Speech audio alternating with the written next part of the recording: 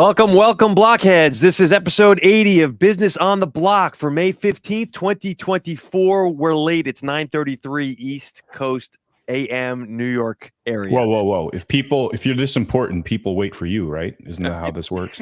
This week on the pod, actually, before I go into what's on the pod, I'll introduce my coworkers here. Michelle Peterson-Clark. Hi, everyone. And Mike Neubauer. Hello. This week on the pod, we're going to discuss the new Chat GPT, twice as fast, half the cost, and possibly going to be on your Apple iPhone. New research reveals that AI platforms are definitely learning to deceive humans, and your household banking is about to be revolutionized by AI agents. We will explain why. This is your weekly insight into the digital business revolution. And the purpose of this program is to help you guys understand what's happening in the world of business, conversations around blockchain, AI, and how you can benefit from what's happening. Story number one. Coming out of CNBC, OpenAI launches new AI model GPT-4o. O stands for Omni. This new version of GPT is not quite GPT-5, which was expected, but it's faster than the Turbo, apparently. Multimodal capabilities in text, video, and audio, which means you can interact with this thing at any level. This model actually will perceive your emotion. It knows how you're feeling by how you interact with it, and it can handle users interrupting it.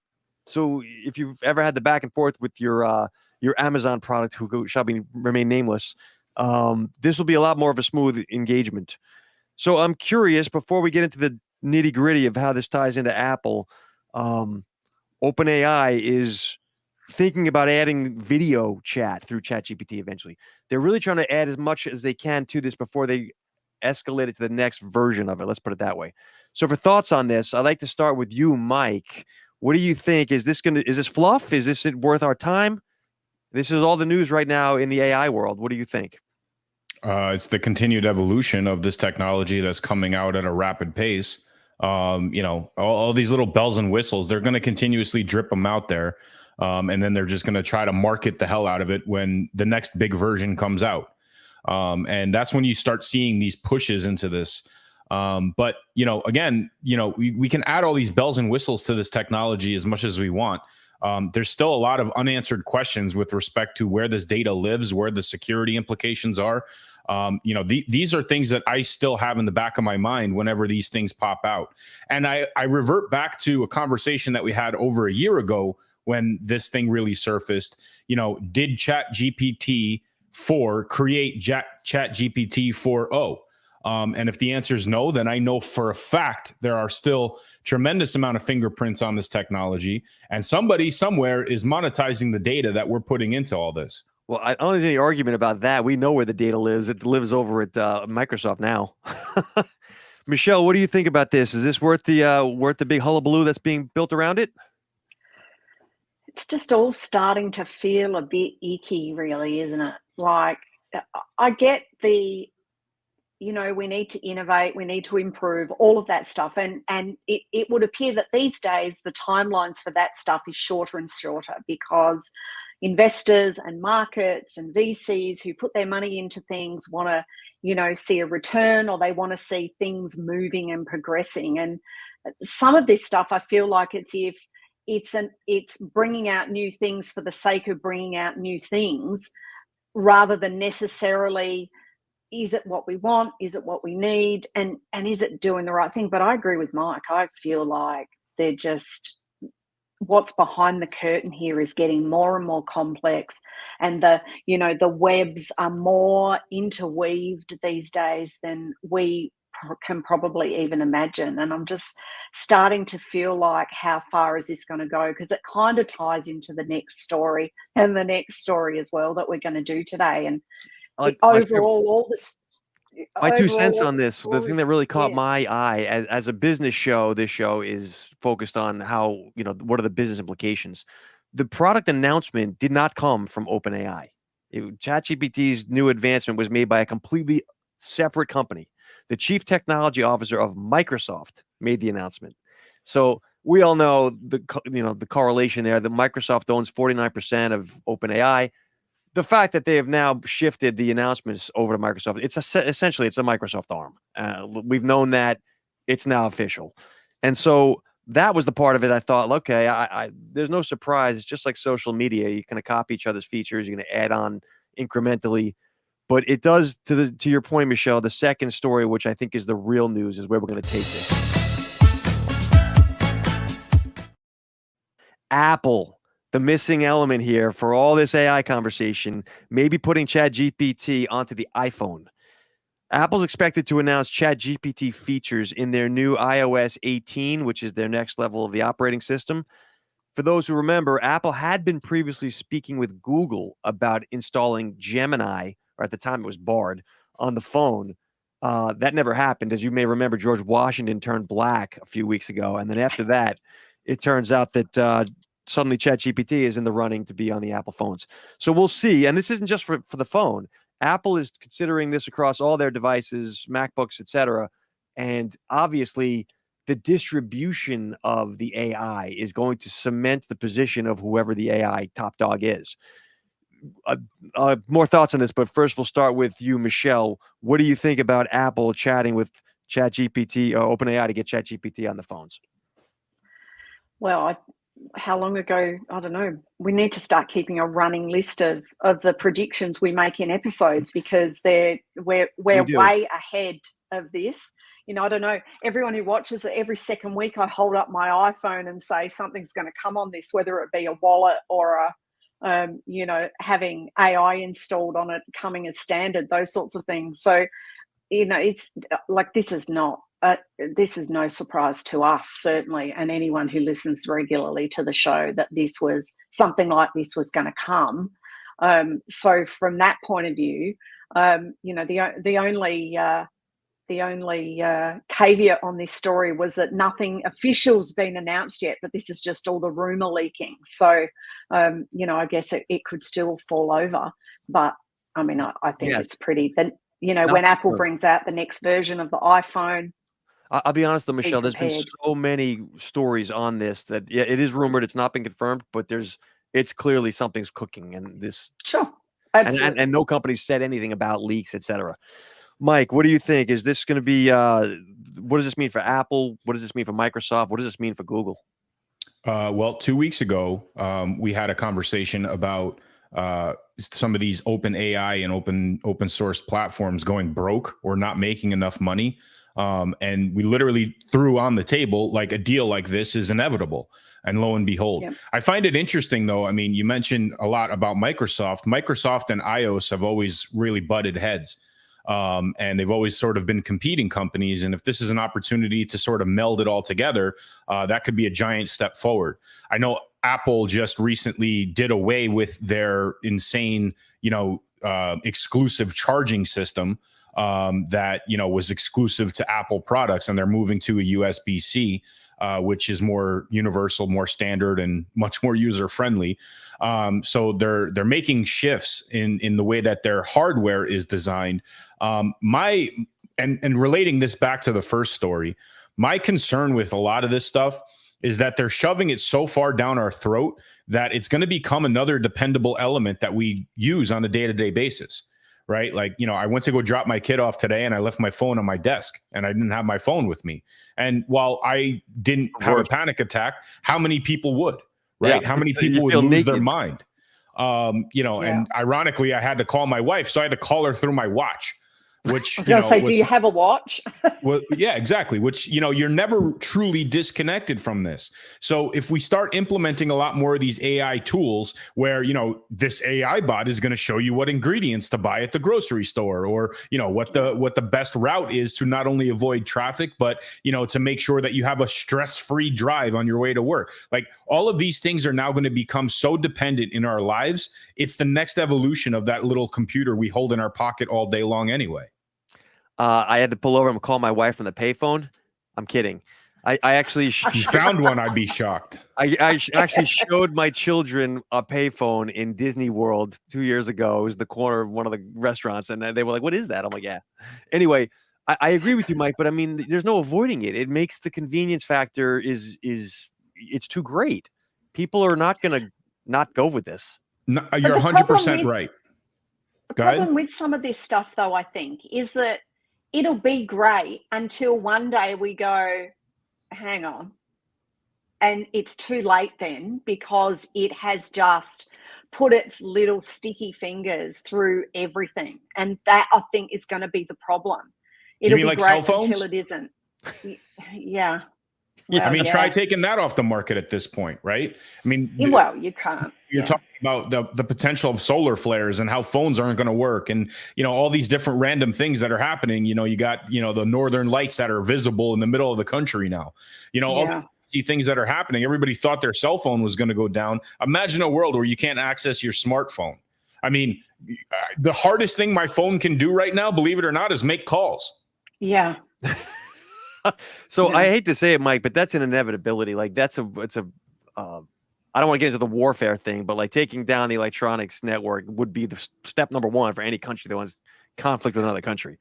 So yes, that's why Elon Musk has got the Starlink thing going, and people feel like that's really a problem that's controlled by a man, not by a government. So anyway, I agree with you. I just feel like that this is the phone version of AI delivery, and it won't even be a phone eventually. It'll be a microchip at some point. Is just the way it's going to go, because people want convenience. They'll trade their data. They'll trade their privacy. We've seen this. Yes, and history will repeat itself for it. But I want to revert back to our conversation at the beginning of the year / end of last year, when we talked a lot about like some of the predictions this technology will evolve into. Right now, we talk about wallets being integrated in some of these hardware, devices. But it's an inevitability that blockchain will be merged with AI at some point. We made this prediction. We are batting 1,000 on our predictions. So it's only going to happen once there needs to be that validation of accuracy. And it's going to take another deal like this, where Ethereum signs a deal with Samsung, and now they're on all Android devices, or Solana's on Apple. Like these things are going to happen at some point, and these are going to be the validation metrics that are going to occur with all of these AI tools, as well as all these other transactional tools that blockchain provides as well. Now, where do you come around and come around full circle from the business side of this? Well, again, this is an emerging technology that you have to learn for a marketing purpose, but also, as we're starting to see more and more, a transactional medium of exchange between whatever products or services you provide and this digital, crypto world that's, either AI driven or blockchain backed.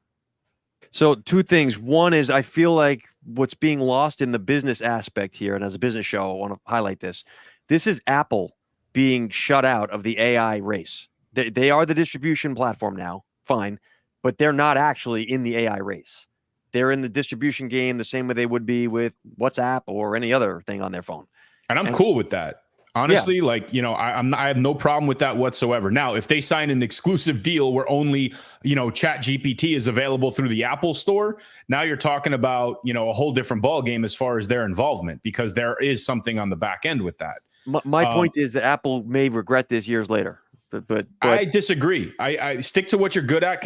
I heard something interesting the other day. I mean, when the hell was the last time Apple actually reinvented something? When Steve Jobs was around.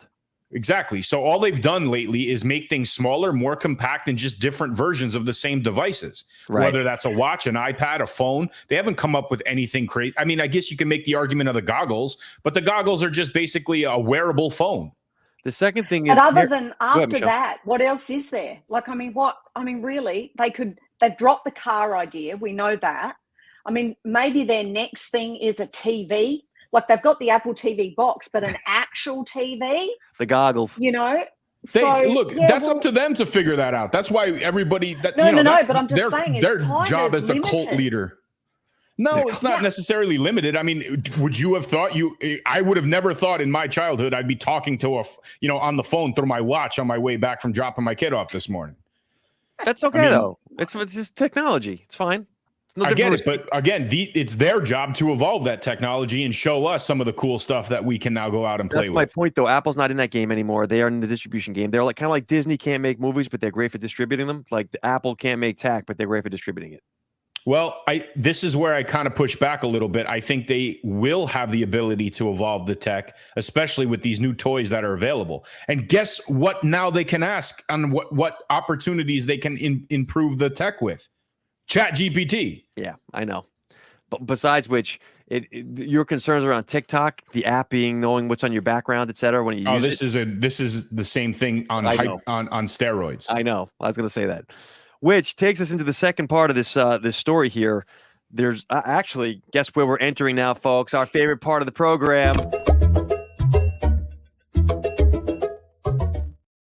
All right, for this conspiracy corner, I see Mike's not thinking this is conspiracy. Oh, there we go. New study, deceitful tactics by artificial intelligence exposed. A new research study reveals that AI platforms are learning to deceive humans in ways that have far-reaching consequences. AI systems have now been officially documented cheating in gaming, economic negotiations, safety tests. There's a huge list. There's short-term risks now. Obviously, fraud and election tampering is the main concern today.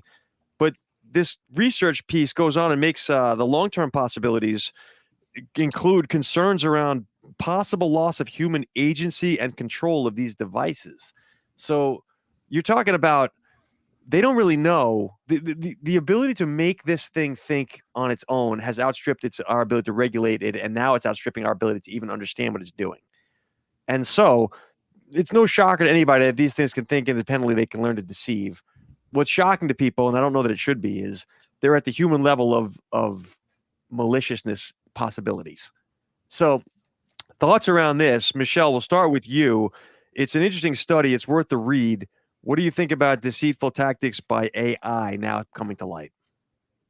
I think that it's actually even worse than humans, as in an LLM, these AI systems don't have the moral, hang on, maybe I shouldn't do this question that sits in the backs of some people's minds when they're about to do something. I'm not talking about everybody, because there are some people that will do things no matter what. But ultimately, the person walking on the street, like if you're about to cross the light and it's red, you're assessing whether or not you can make it across without being killed, right? But the way these things are going, they're like, I'm going anyway, regardless of the carnage or the fallout or what's going to happen. And I think that's the biggest problem. The biggest problem with that is as well that ultimately, if it gets to the point where they press or don't press the nuclear button, they're not going to think about, how many people this is going to kill? Maybe it's going to be about, will I be the one that wins? Was this story a couple of weeks ago that the AI recommended nuclear annihilation rather than use the wrong pronoun? Do you remember that story? Yes. Yeah, that was Gemini. Insane. Yeah, Like, so more deceitful. I saw this and my first reaction was, well, it's built by humans. Humans are deceitful. They lie a lot. They try to one up everybody. It only makes sense that, the offspring of what we've decided to build here is even better and more deceitful than us. But I'm going to take a step back and I'm going to point out something that I brought up here on several different occasions of the show. We are allowing ourselves to retrain our thought processes based around the output that these things provide. Right. And again, what's true, what's real, what is fact, everything is really a matter of perception at this point versus the actual data and facts that are presented. And I think that, if you can train a computer program to understand those fallacies and manipulate them and use them as an advantage to push a direction one way or another, it's going to happen much faster than we can ever anticipate. I think I brought this story up before. They had two trained models communicate with each other, and they were trying to understand the speed at which they can communicate. And the bots learned very quickly that the only way that they can speed up their communication between themselves is to generate their own language that we couldn't understand. Yeah. And before you know it, you have these two bots communicating, like answering each other and then responding with different topics and moving on to different issues in a language that we couldn't comprehend. So the plug had to get pulled. Like, that's our answer. We're just going to reset the modem and, pretend it didn't happen. But that it did happen. And, when things like this are surfacing, these are warnings of how fast a lot of this is being developed. Before you know it, it's going to be on our Apple phones. It's going to be a recording device that happens in our entire lives. It's going to be a system that can create deep fakes of us and possibly set us up for things that we've never done. And we'll get into another story later on. This is all things that, again, still has very much fingerprints on it, but it's a different way to control society than through a narrative. So aside from the fear mongering, and I agree with you, Mike, you're right. I do think that there's an upside to this. If people can leverage this thing in a way that it makes sense, there's also the ability to build your own protective versions of this, right? The LLMs aren't just out there that people use against us. We can all access this technology. This is the scene from The Matrix, man, when they're in Zion and they're in the bottom and they're like, these machines are keeping us alive while other ones are trying to kill us. Yeah. Right. But the point is, I think it's on us to figure out that piece. So if we're going to wait on regulations, we can all agree that that's just not the right way to do it. No one's going to wait and try to come up with the best way to do it. What's the truth, really? How to make these things fair? Like, that's not how it's going to work. We can hope for that. But it's just no different from hoping that the world hunger would be solved. I get it. It would be great. But in real life, this is what's going to happen with these AIs. So how do we manage it? That's how ask the AI bot how to solve world hunger and see, what kind of nuclear answers there are. There's a Thanos joke in here somewhere. All right. So wait. Can I talk about the elephant in the room here? Uh-huh. The elephant in the room here is, didn't Elon say that he thought this was where it was going? 100%. Did you just give credit to Elon? Yeah, what's going on here? This is Conspiracy Corner. All right, so I'm going to take us out of Conspiracy Corner to a more hopeful story up next. We're going into, we don't really have a story number 4 here, Mike. We can get on this here. All right, this is AI agents will drive the next wave of crypto adoption. This has to do with banking, believe it or not. Crypto agents are increasingly being used to run people's financial lives. So in the 2000s, we stopped going into bank branches. You guys remember this, right? And as banking moved online, people got comfortable using the online tools.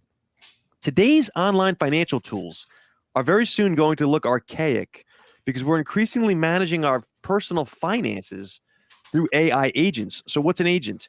These are intelligent bots that conduct financial operations on your behalf, right? Things like arbitration bots, liquidation bots, these things that run in the background in the banking world and basically protect you from risk. They buy and sell at opportune moments. They monitor ways to make you money while you sit on the couch.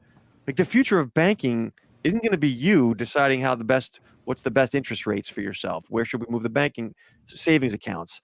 These bots do this now 24/7 for you. And they do it everywhere, but banking has been the area where it's being applied. So thoughts around this, Mike, I'd be curious to know whether you're pro or con on this. I'm not, actually don't know how you'll go with this. I'm very con because, again, when you're talking about people's finances and now you're importing a botted system to manage that, who controls the bot? It's not us, right? So, the bank's going to make the decisions on what's best in my interest. No, it could be you. Right. It might be you. If it's a personal bot, if you've built your own LLM to do this, it's you. Again, the app that makes people waffles, right? Who's going to take the time and build their own app in order to do this? Like, it's just not going to happen. So I'm going to rely on my trustworthy Chase banking system that, I have my money in anyway to make the best decisions for me. But, this pops a lot of other red flags that we, touch on here when it comes to, the digital dollar and the attempts around the world to go into this digital format. This is not only, we're going to show you the best possible way to invest your money. It's we're going to monitor every damn dime that you spend, and there's no more getting around it. So I'd be very, very cautious when dealing with things like this. But once again, I'm going to revert back to blockchain. This is, somewhat of a blockchain show. I know we touched a lot on AI, but again, I really feel that they go hand in hand. bots were generally the forefront on a lot of blockchain transactions. Buy at this price, sell at that price, do with this, read the volume, understand, the FOMO and the hype, and jump in at that particular time. A lot of bots are integrated in those manners, especially for, deceitful type practices, right? When it comes to NFTs and sending out bots to click on links, and those links make you execute a transaction, drains your crypto account. Like bots are they're not, unfamiliar when it comes to these types of transactions. Now you're going to give the keys to that to some of these major financial institutions, which I guess are sort of trying to hedge and protect their asses from the crypto world anyway. I'm very con this. Michelle, what do you think about this? The banking AI agents, interesting, scary, what? Well, I mean, obviously it's not scary until it is, and people won't be scared until, I guess, Chat GPT tells them to be scared. Maybe, I don't know.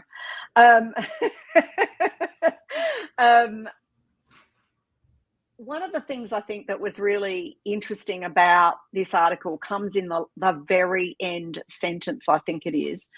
Crypto sometimes feels like it's a solution searching for a problem. And that's probably been the very, very last paragraph, Mike. That's probably been one of its problems over, the time that we've been doing this show, hasn't it? And we have talked about ways in which crypto can help solve some of the financial problems in the financial system that there are. And there are increasingly more and more of the top end of town trying to stop that, or they've kind of got their foot a little bit in the water, haven't they? Because they buy Bitcoin, they buy Ethereum. We've got these EFTs now, all of that stuff. So they're having a little bit of a hedge bet, but still wanting it to go all of their way. So I think that ultimately having bots do stuff, it's okay until, like as Mike said, until your account gets drained of all your money and you go, how the hell did that happen?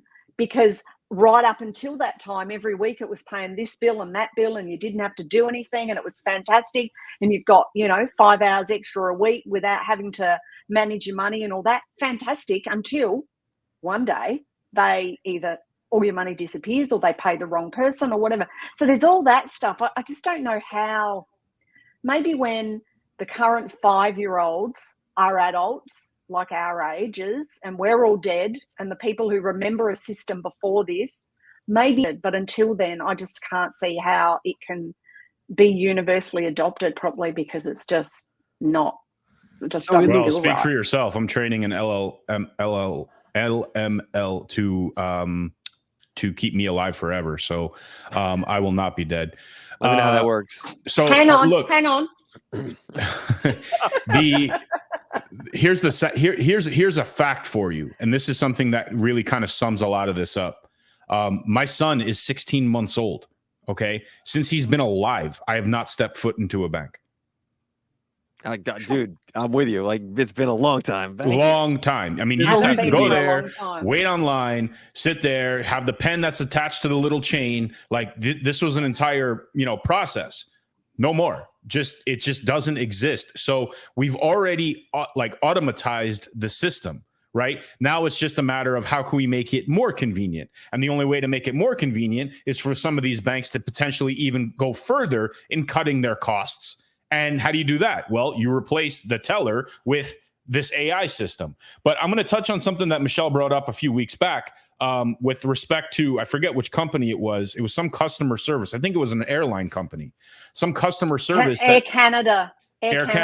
So, Air Canada hired these or trained these AI bots as their customer service rep. The customer service rep provided false information that ended up costing the customer money. The customer went and said, hey, your system told me this, but now I'm being charged for that. There was a discrepancy in the way that the system was providing the information. Imagine that now with a banking system that invests your money and they lose that. Yeah. Who's responsible? Yeah. The bank can be like, well, my hands are tied. It wasn't us. It was this AI system that thought it knew what it was doing.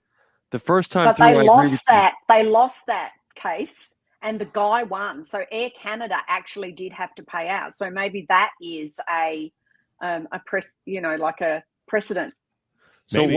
once again, Mike, I agree with you. You're not wrong, ultimately long term, but the practicality of the matter is in the stock market world of trading, there's something called stop orders.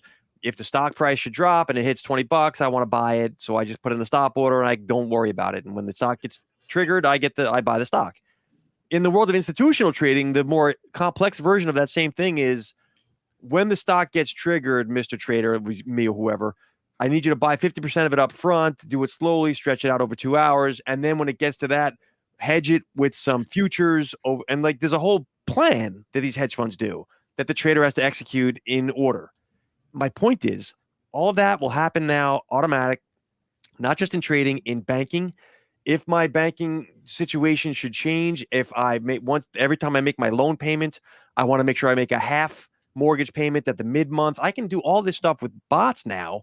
And by the way, move my banking if I don't like the return I'm getting from my, as inflation gets to be too bad, I want to shift to these bank accounts over here. There's a lot of like strategy is my point. You can now build an entire plan that you couldn't. And people that are smart will, and those who won't. And you're going to see a bifurcation of folks who use these tools and those who don't. But it's fine. As I said, that's all, dandy until something happens that is wrong. And then you, the human, has to actually work out how to fix that problem. And particularly in the case of like with Air Canada and what Mike was just telling us about what we talked about a few weeks ago, was Air Canada went, oh, that's not us. Oh, no, that wasn't us. And the judge is like, well, yeah, mate, it was. Interesting thing, don't ask me why, we got a check delivered to us recently in Australia and we're not there. So my mother had to go and bank it for us, which was an interesting thing.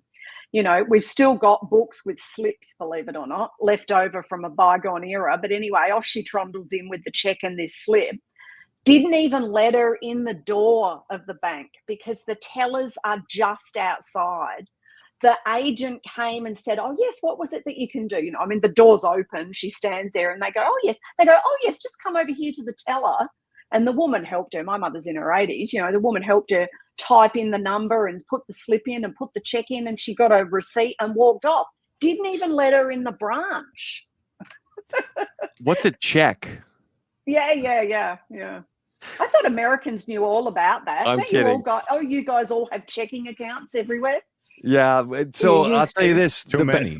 Banking is not taught. If people pick it up because American business tends to be very heavy in the banking sector. But like in terms of education, the school systems, like banking is not taught, which is a whole nother story. All right, I'm going to do the recap here. This week, we covered OpenAI launching a new AI model of GPT 4.0, faster and better. Apple is going to, or maybe putting Chat GPT onto their iPhone next month. We've proven deceitful tactics by artificial intelligence now is a thing. And in the banking world, we're seeing a growth of AI agents, which is somehow going to drive crypto adoption. Speaking of deceitful and banking, looks like FTX is getting their money back.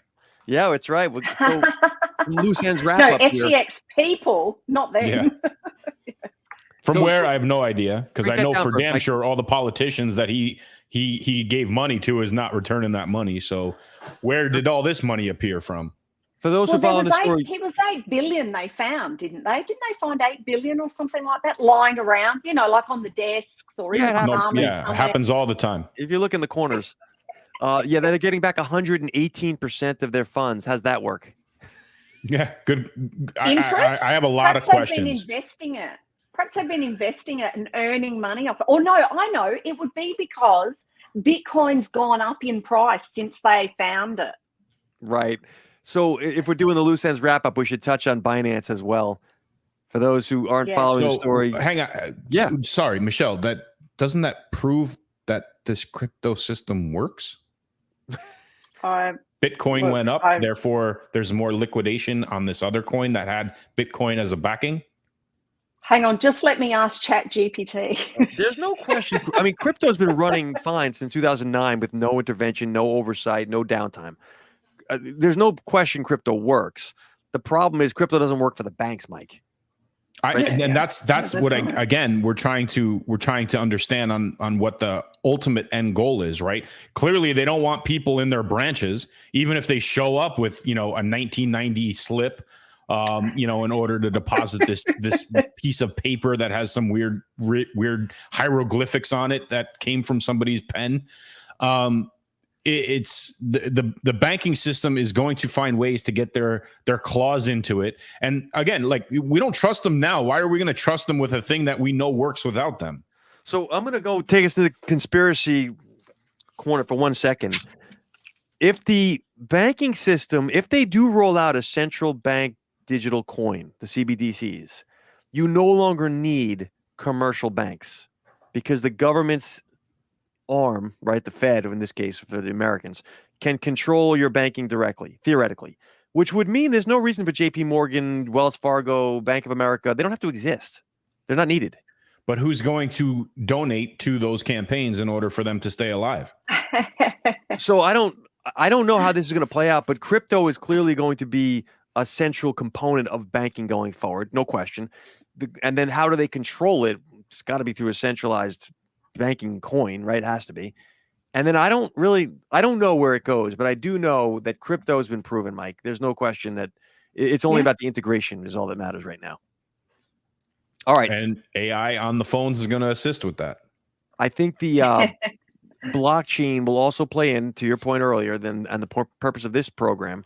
There's solutions that have not yet been tried in the banking world because the blockchain that controls it all, Canton network they're building, isn't yet operative.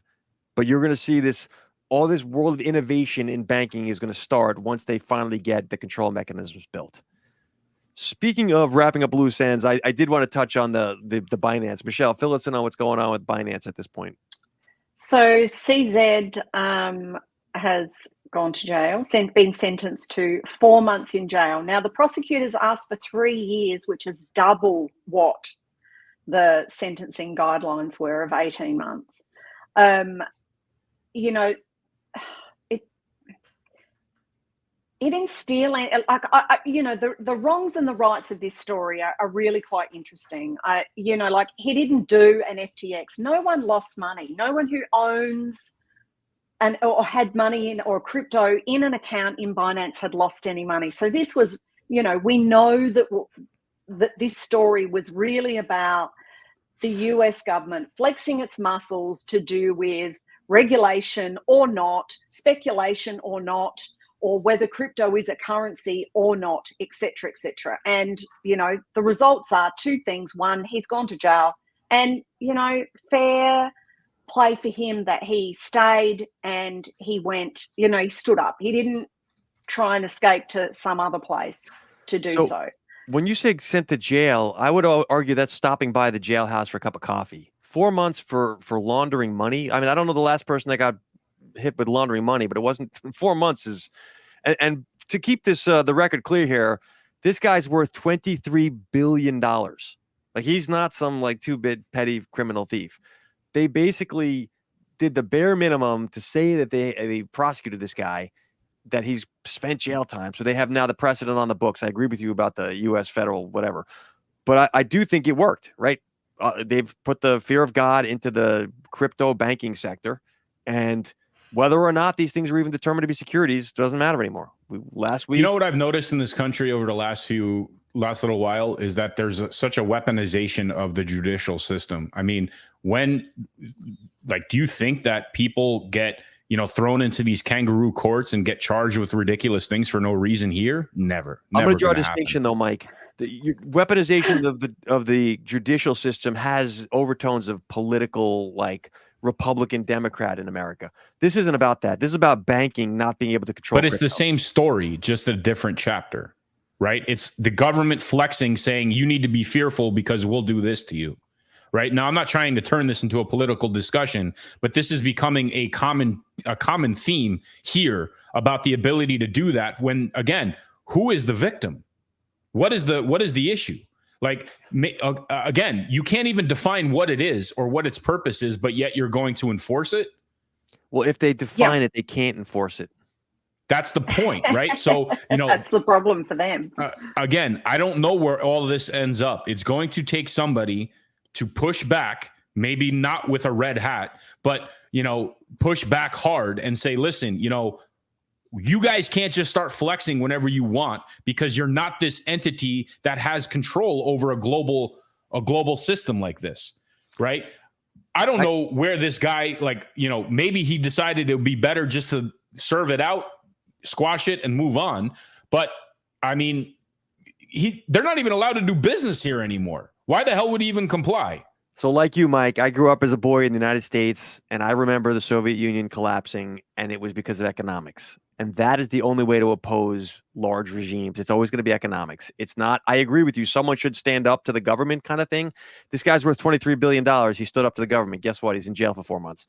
It's going to take the end of the US dollar before we'll see all that stuff play out. And it sounds terrible, but and as an American, I don't really want to see that happen, but that is what the reality will be, because debt, economics, in the end of the day, governments are governments. I mean, there's a right and a wrong. Governments are just a bunch of people with an agenda, right? That agenda usually revolves around power, and obviously the infusion of money. And if they cut off the source of those funds, those people they're just chickens running around without a head. They have no idea what to do. Source of funds when you can print. Well, again, this is another part of the discussion that's leading to some of this downfall as well. Right. And again, when somebody or something pushes back against that process. I mean, I saw an interview with the current administration's economic advisor, and he couldn't describe what the difference between borrowing and printing money was. I saw that. It was embarrassing, man. Like, you know what, you're Mike, going to sit here and look like a deer in the headlights when somebody actually just throws that out at you. It made no sense to me. For those who haven't seen the video, it was the government person couldn't explain how the government prints money. The confusion in looking at it as a guy from Wall Street, that he didn't understand that the government doesn't print the money. The central bank prints the money, and it is not the government. And then the government borrows it from the central bank. That little mechanism, which, by the way, you can argue that the government prints money, they don't. Technically, it's not the government. And that is never taught. People don't understand the concept of printing money is the problem here. But it's a revolving door between the people at the central bank and the government, depending on who's in. Always has been. When I was working on Wall Street, I realized if you've worked in finance for a long time, let's say you're the CEO of Goldman Sachs. In fact, I think this happened to Hank Paulson, and you want to then go get out of the business, you have to sell your stock, you pay taxes on all that. However, if you go do public service, you go do a stint at the Treasury Department, you can sell your options for free because they don't want you to have a conflict of interest.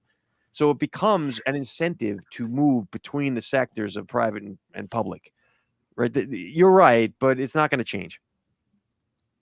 One of the things I think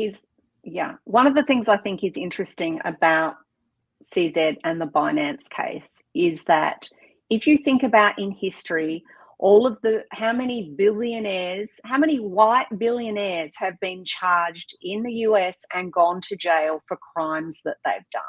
Very, very few. Yep. Very, very few. What, maybe less than the amount of fingers on one hand that have gone to jail, and they've all done a lot of bad stuff. So way worse than what this guy did. Yeah. But they shake the right hands. They kiss the right babies. But Mike, that's how I agree with you. You know that I'm in your corner. That's how it's always been. That's been the case back from ancient medieval times. Like this is 100%. When you were the king, you knew the king of England, you got appointed as the governor of Pennsylvania. Like that. Do you know who I am? Yeah. That famous last thing whenever you're faced with any sort of confrontation. Right. I get it. But again, the excuse of I don't want to gloss over the important factor here that the flex of that authority is a real problem here. And I think that needs to be, especially in a country like this, where who knows what the law is in Washington, but would that guy have the same, sort of trial or due process in Texas or Oklahoma or Florida? I'm going to talk you down off the ledge and make the listeners feel better at the same time. there's something called the pendulum in history. It just swings to one side, swings to the other. And right now, the pendulum is changing. And during those times of change in the swing, it's very frictional. Like there's a lot of slamming. It is not swinging. It My is point is, slamming one way to the when other. enough people feel a certain way, it goes back that way. You may remember this, Mike, but there was a time you could smoke on an airplane or in a restaurant. And now, Yes. right? And so my point, and marijuana was illegal, and now it's not. Like it just swings one way, and then people swing it the other. So don't give it time, and you're right, but in time it fixes itself. Okay, look, and we still have some time, so I'm going to keep pushing this button. The problem with this type of authority is that once you give it up, you never get it back. Yes, correct. Okay, so I mean, again, it's unless there's a revolution. Well, here's a thought to think about until our next week's episode. The true testament of power is giving up power. The show got deep. No, it's just something to think about, right? George I mean, Washington. if you have the power to do something because a previous governing body gave you that authority and you relinquish that power and you make it known that this power just shouldn't be yielded by anybody of this position, that is the true testament of power. For the non-Americans out there, including our lovely Michelle, when George Washington did his second term as president, he was asked to become king. He declined. And then later, many years later, he became black. But that's unrelated. And so George Washington, Mike, to your point, the ability blackface? to defer power, the peaceful transfer of governance, like that type of concept. And I think this country is an ongoing experiment in that. And God knows it'll probably be tested coming up in a couple of months. But I think that you're right. You make a good point about the principles, but I also think that you have to bank on people aren't stupid. The pendulum will swing, and eventually folks will say, we need rules around crypto. We need to understand if the government is or isn't allowed to do these certain things. Speaking truth to power is how it starts. And you were seeing that with guys like Elon Musk. You know, people that say, I don't think it's fair or right, and so I'm not going to allow the government of Australia to tell X who should be taken down. These types of things, these conversations are happening now, and they didn't used to. A few years ago, when Zuckerberg was plotting in the back rooms of Facebook, no one knew about any of this stuff. But it's the history repeating itself, right? You have those algorithms on social media that created a narrative. You had all these bots that seeded that narrative, that pushed that narrative to change the way people thought. Now you're incorporating and infusing the same system within AI. Who is controlling the levers behind the Wizard of Oz curtain in that? Silicon Valley. That is an important question that we still need answers to. We know who it is. It's Microsoft right now. I get that. But again, if I don't think the majority of the people understand that, right? No. Nobody gave a crap about their posts on Facebook until somebody brought to light that this data was being used and being sold and that you were actually the product for them. Now, how long before AI actually is that same system and monetizes it that much faster? It's already happening. By the end of the year. I had a conversation recently. My kid is getting ready to go to university, same as you, Michelle, and looking at the data around colleges. There's like one database that's controlling in the United States anyway, all of the kids' grades, all of the application college processes. It ranks the colleges. As a guy who used to work with building algorithms, I'm like, all right, I understand someone somewhere is using this information and there's no laws around this. People need to first know that there's the issue, Mike, and then things get fixed. Right now, you're right. People don't quite understand. There's folks who don't know what Chat GPT is. You're right. We take for granted on this program, and the listeners would be very familiar with it, but a lot of people aren't, they just don't know. We are very much in the weeds, but again, people know about Facebook, right? If you ask 9 people on a corner about, do you value your privacy when you're on social media? Every single one of them will say yes, but yet they'll go right afterwards and post about that exact conversation. Right. And there's no privacy there, even though they already are aware that there are privacy and security implications by using that platform. Everybody is still addicted to it like they're on crack. All right. So after having discussed the human freedoms and the political implications of technology, I want to thank everyone for listening. Final thoughts go around. Michelle, we'll start with you on the stories we had. What ones stuck with you? What do you think are the big takeaways? I was going to say time for us all to get back into our corners, but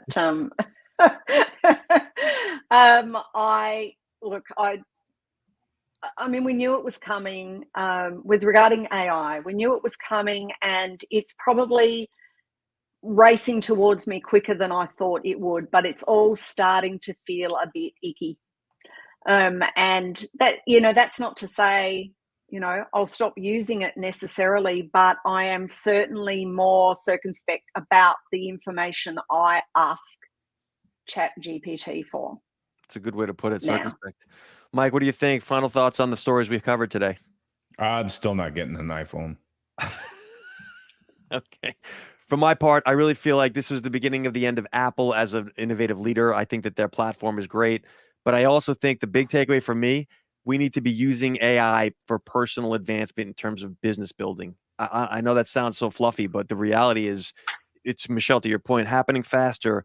People are waiting. Like, it's time to start figuring out, how can I use these tools to help make my business grow? And I think with regards to Apple, the only way that's going to happen for them over the next 5 years is if they open that large coffer of cash that they have and they start buying up people. That's how it'll always go, though, right? That's what the big companies do. Yeah, but they'll have to, because, as you know, we've talked about, they're running out of innovative ideas, so they're going to have to go and buy it from the people who are coming up with the ideas. That seems to be the way it works. I want a special shout out to the Bolt Nation. We appreciate you guys supporting us as always. We thank everyone for listening every week. This show comes to you live every Wednesday, 9:30 a.m. East Coast. The purpose of this program, the digital business revolution, we call it. We try to keep people updated, have a business discussion around developments in AI, blockchain, media, the things that are impacting how folks make money, with the goal of trying to help you understand how to build your business and how you can benefit from what's happening out there in the world. I want to thank my coworkers here, Mike, Michelle. Appreciate you guys this week. You're welcome. And we'll chat with Thanks you for guys, joining everyone us. else out there. Thank you for listening. Follow us, if you like, on YouTube and on LinkedIn, Business on the Block. Peace out, Bye. everybody. Cheers. Bye.